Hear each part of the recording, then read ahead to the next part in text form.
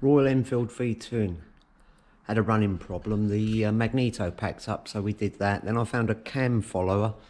One of these cam followers was out, so I repaired that, put it back together.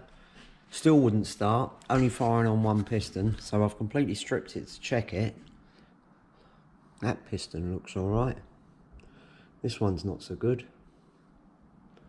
Looks like it's been underwater. Let's have a look at the bore.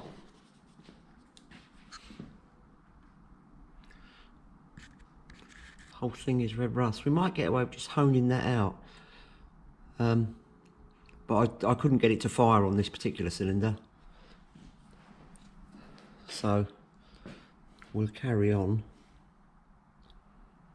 and see what happens. Sort the cam timing out again. I thought it was due to I got the cam timing wrong. But then it locked up.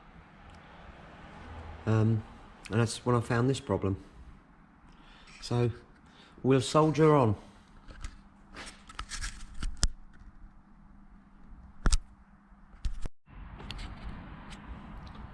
Right, clean the piston, all looking nice.